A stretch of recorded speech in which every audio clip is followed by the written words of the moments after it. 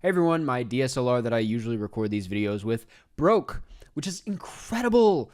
Yes! Some would say it's horrifying, which reminds me of today's video, which is talking about horror movies that should have been nominated for Oscars. I've been thinking a lot about the Oscars recently. I don't mean for this to turn into an Oscar channel. I don't mean to retitle this The Golden Guy, even though I'm like wearing it. But in light of the substance just freaking sweeping it in this year, I have been thinking a lot about horror movies at the Oscars and how they've been just like completely ignored, completely shut out.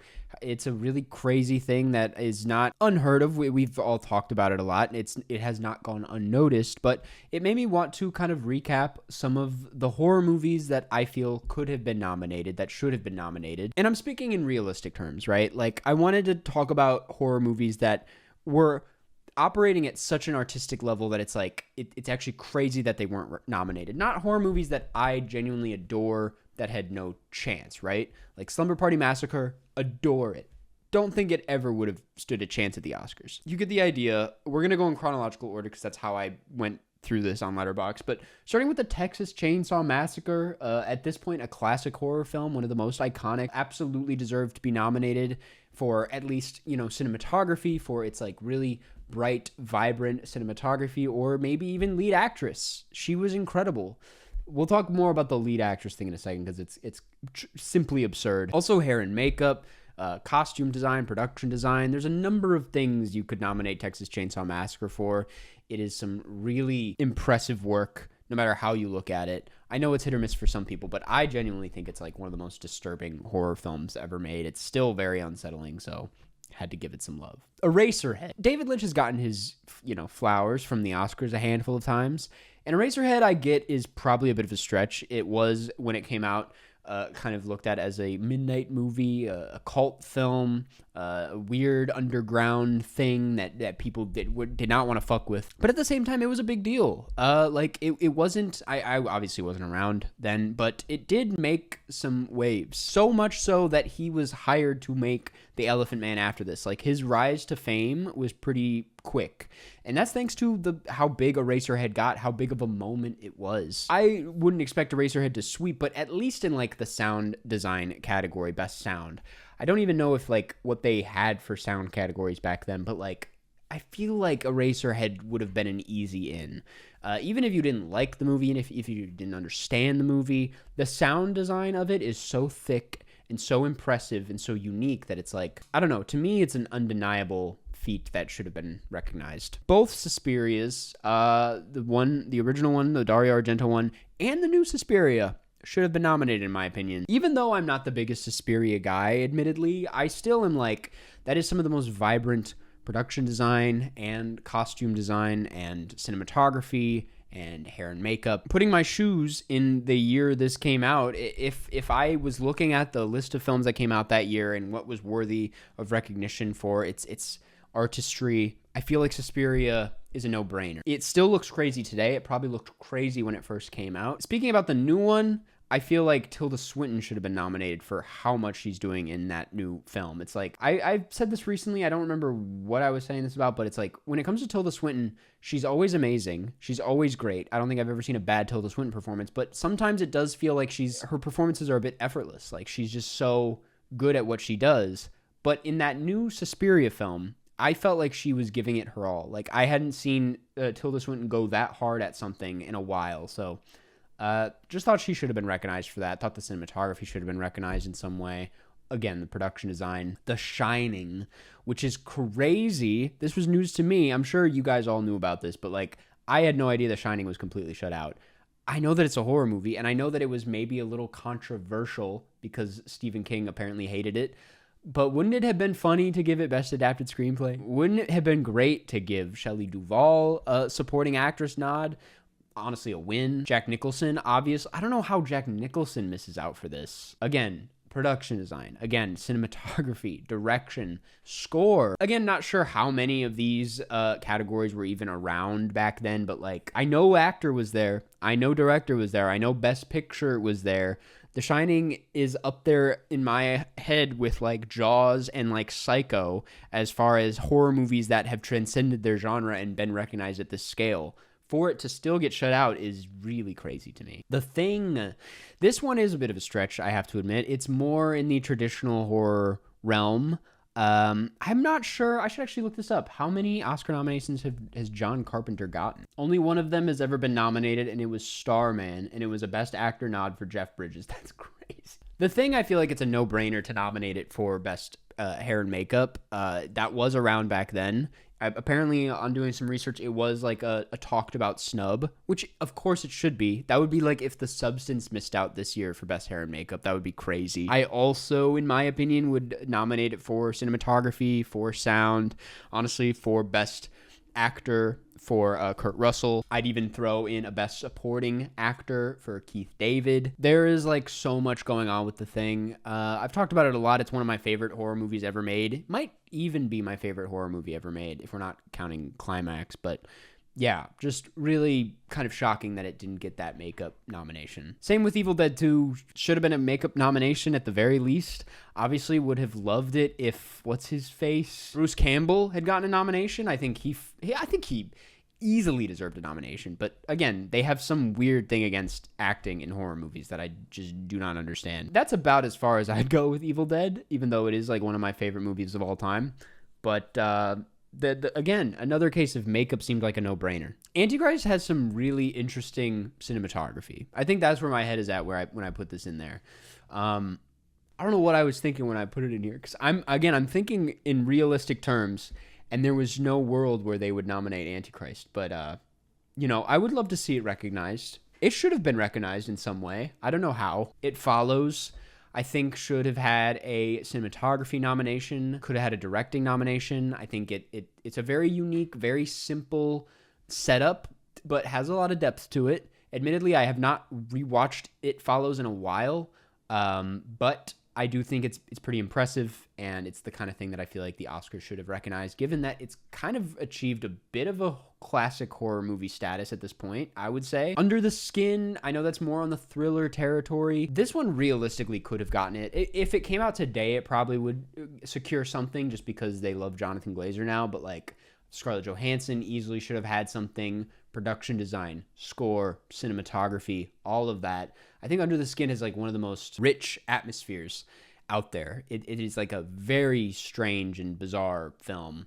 Honestly, not unlike The Zone of Interest tonally, and if they went for that, they could have gone for Under the Skin. Mandy, this is a big one that, I was never expecting to happen, but the cinematography in that one, in my opinion, is like too good to ignore. I wouldn't be surprised if it was just on the brink of making it in that year, but who am I to say?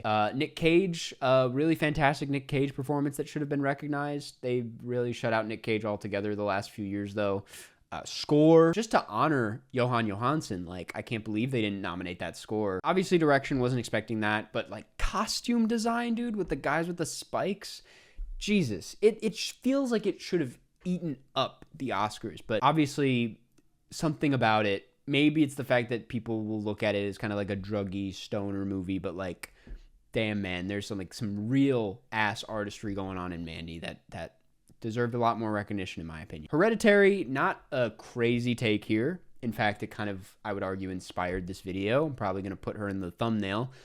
Toni Collette, one of the biggest snubs in recent years. She is like just killing it, and not in the way that people usually talk about like actresses in horror movies or actors in horror movies, where it's like horror movies do allow actors to go really absurd with it and do a lot of screaming and yelling and crying and get their face all wet. Doing the most doesn't always mean you're doing the best. I would argue Toni Collette in Hereditary is not a case of that. I think she is doing a genuinely amazing job. It's a devastating performance. It's a terrifying performance. It's distressing to watch. I think she's bringing it to a whole nother level. I think it made a lot of people look at Toni Collette in a different way. I don't want to say it revived her career because she's always been around, but it's like, I think a lot of people like tapped into Toni Collette in a way they weren't before. And it's like, when you're doing that much, when you achieve that much as an actress, it's like, I feel like you should be nominated. And when you look at who was nominated that year, let's just take a gander at who was. I'd probably take out Glenn Close. I know that was never going to happen. I don't know. I feel like there was room for Toni Collette is all I'm saying. There was room. we don't need to shit on anyone else to praise her. But Midsommar, a bit more of a stretch, but like that's an easy cinematography nom in my opinion.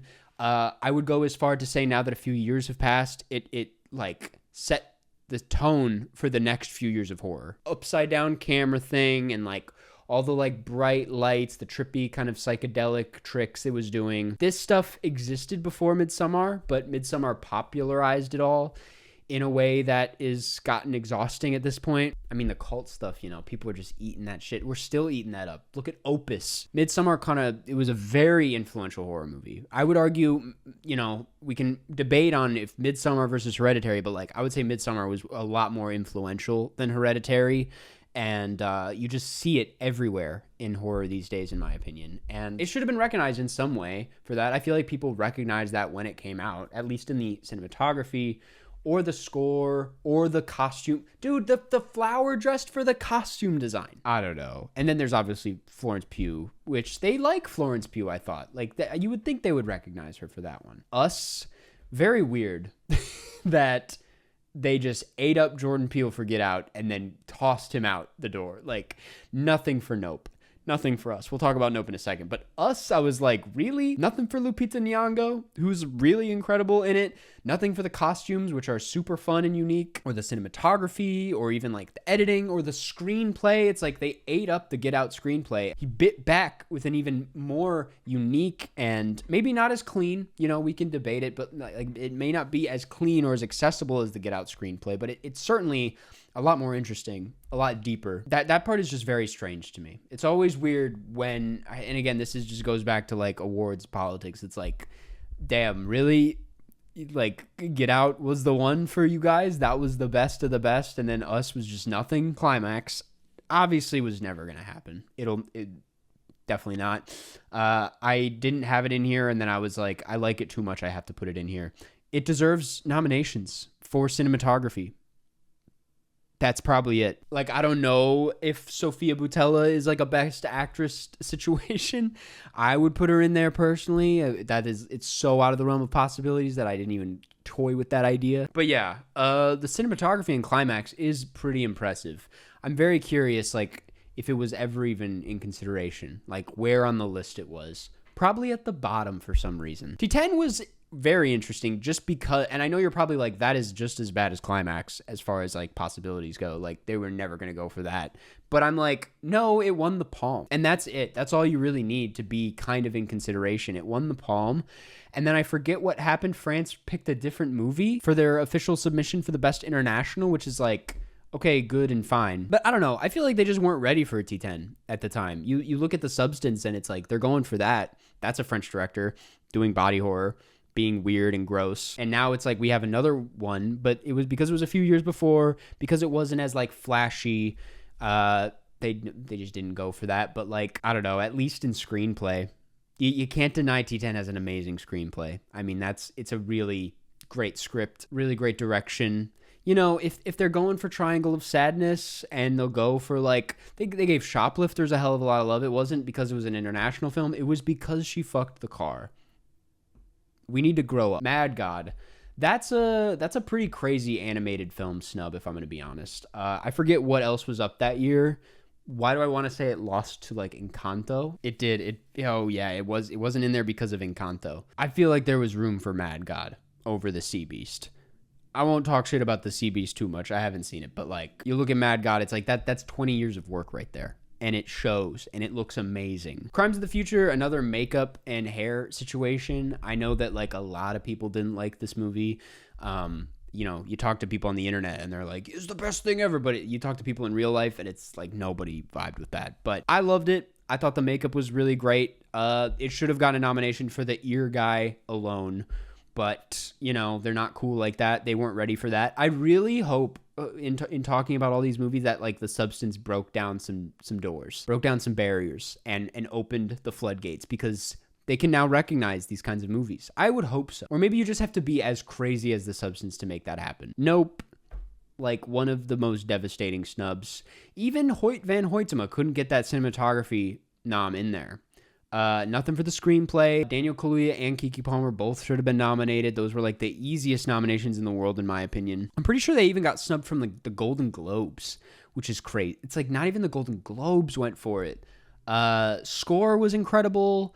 Production design, VFX were insane. Even makeup could have been in there because of yeah, Nope is up there with Hereditary in my mind as like one of the biggest snubs. It will be looked at, maybe not in the grand scheme of things on the same level as The Shining, obviously, but I think its snub will be looked at, pretty highly as like as one of the biggest mistakes, in my opinion. Pearl, another kind of Toni Collette situation. Mia Goth, even though I wasn't crazy about Pearl as a movie, I thought Mia Goth was incredible, and the credit scene alone, you could argue it's a little on the nose and a little much, but like I thought it was fun.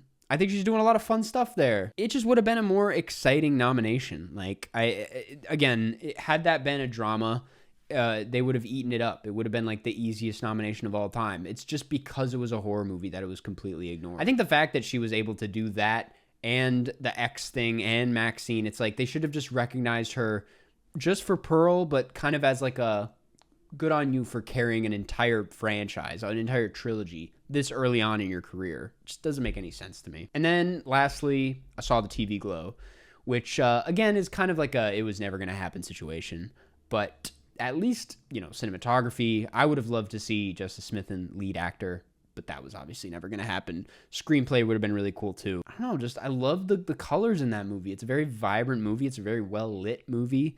It made so much sense to me. As you can tell, most of these are like makeup or cinematography or like sound. It's like horror movies really do excel in those technical categories, and instead they always end up going for some shit like, I don't know, Amelia Perez. Again, we don't want to shit on other movies to praise these, but like, just something to think about.